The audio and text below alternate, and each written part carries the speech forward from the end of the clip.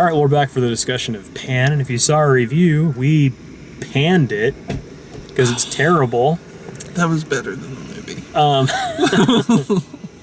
Yeah, we talked about the anachronisms. Hopefully you're not watching this after seeing the movie. Hopefully we were able to convince you with the review to not bother. But, yeah, I'm with you. I really, really struggled to stay invested at all once I heard the Nirvana song. I completely checked out. And then Blitzkrieg Pop, I was like, nope. I struggled and struggled, and like Hugh Jackman like singing along like just made it worse. And then they have that scene where like Blackbeard is tearing up and he's got the sword under the pan and he's like, "Are you here to kill me, Peter?" And Peter says like, "I don't believe in bedtime stories." Best scene in the movie. It is the best scene in the movie, but it's in the first act. It just snaps to an end, just smash cuts to the next scene, and it never really is explained, or like nothing that interesting ever happens again. And then the natives capture him and they're like, we're looking for the pan. He's like back there tied up with like the giant pan like hanging around his neck. Yeah. That they if 10 minutes later they're like, wait a minute, he wears the symbol of like. You didn't see that when you were frisking them, tying them up.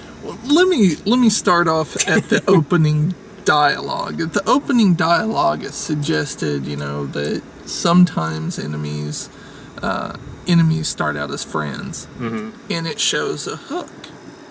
So you think we're gonna find out where Captain Hook comes from, where their split happens.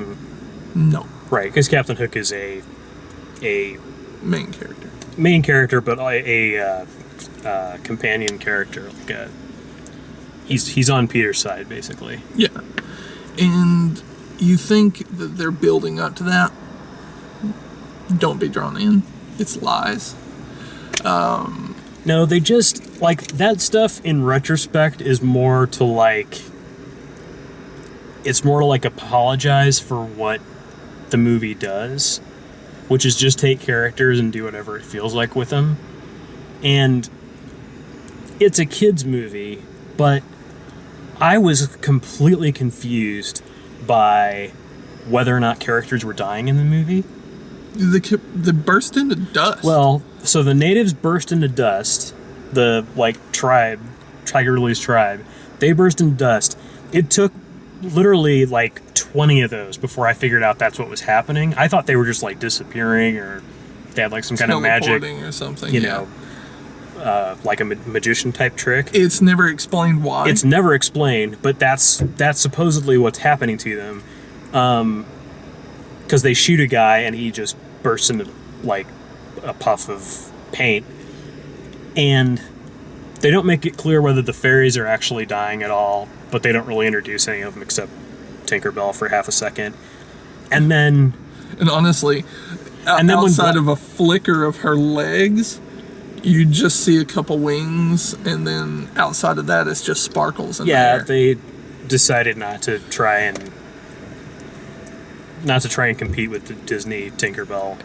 And Peter Pan is Goku, by the way. He just shoots fairies out of his hands. But then my point is is Blackbeard supposed to be dead? Because I've seen people survive much worse than this in this movie. Yeah. And so when you see him fall, you're like, well, either the movie is being gutless like it's been the whole rest of the time, and it's not telling us that that's what happened because it's oh no, the kids can't handle it, or it really is if Hugh Jackman comes back and does another one, we'll have him back and show how he survived. And I think that was it, really. I honestly think it was setting up for a sequel, which it won't happen. Hopefully will not I happen. don't think it'll happen. Stranger Things. But the action wasn't even that good. So you couldn't even go and enjoy this movie if you're an action buff. It's really like, it really feels like, and it's not because it's of the style, but it feels like Alice in Wonderland era Tim Burton, where they just had so much fun art directing everything, using colors in weird ways and shapes and doing fun stuff. And then they would create this action sequence through it, but there's no plot. There's just actions and colors and woo, and now we're on to the next thing. The difference is Tim Burton had the skill enough to make that at least somewhat enjoyable. Right. This movie, there's so many things that take you out of it, and so many things that aren't explained.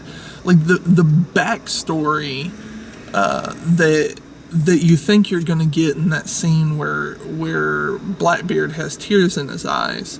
You think you're going to get it there. You don't get it till later in a really weird memory sequence underwater where there's all kinds of dust and you don't know what's going on until like Blackbeard screams no.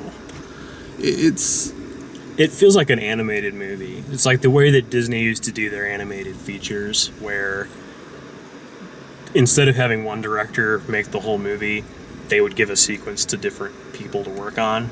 And so there'd be somebody in charge of like drawing that particular memory sequence. Mm-hmm. And that's what this feels like. It's like this one particular team worked on, the fairy recreation thing. This other team worked on the underwater recreation thing. This other team worked on the wood recreation thing. And again, it just feels like a whole lot of art directors and video effects people got together and had a really great time doing whatever they felt like from a visual standpoint, but nobody held on to the story. Nobody made sure that it was pushing the story forward, that the plot was moving. There's a question I want to ask you. I've been wanting to ask you since the movie started. There's a scene where the movie, the world is in World War II. So there's bombings going on in London. There's a scene where there's bombs being dropped where the orphanage is. Mm-hmm. And the director focuses on this plane, and all of a sudden the plane drops a bomb, and the director follows the bomb all the way down, and then just cuts away. There's no explosion. There's not even an explosion in the background, in the distance, nothing. And it cuts to an office scene. What was the point of that? It's either, again, like, here's something that looks really cool that we want to put in our movie, or it's here's something that looks really cool that we want to put in our movie, but what we shot to happen when the bomb hit is too violent for what we're wanting to put in this movie. It's too violent for the spirit of the movie. Cut it out. Yeah, it's things like that happen throughout the movie that can continually draw you out. Yeah. Yeah, the movie like defies you to watch it. It's like we're gonna come up with another reason to just throw you completely out, like make you want to think of something else, or legitimately make you think of something else. Like, why am I listening to Blitzkrieg Bop being sung by Hugh Jackman right now? What exactly? Why is this happening? Why did they hire Hugh Jackman to dress as Blackbeard and wander around smiling, singing Blitzkrieg Bop? I mean, that all by itself would have been fine. You didn't have to make a whole movie about it. If they'd have went all out and made the whole movie a musical, that would have made sense. But it's literally those two scenes. No, it wouldn't have. No. I do not want Moulin Rouge Pan. Oh, no, I would have hated it still. But at least that would have been like, okay, well, the songs make sense because it's a musical. No, that would have been unbearable. Supremely unbearable. And that wasn't what we just watched. But that part was unbearable, and the rest of the movie was just like, I'm having a hard time staying interested. No, if it was like an assault of music, like every couple of minutes there was another, I just can't. No. We walked by a Moulin Rouge poster. They have like old posters that hang in this theater, and I was like, Never that's what again. I was worried about. Like when they got to Blitzkrieg Bop, I was like, oh no, they'd better not. Like, I can't handle it. Never again. If John Leguizamo shows up, I'm out. I'm sure he was in there somewhere. There, you never know because you don't get to know any characters. He's probably Smee for all we know.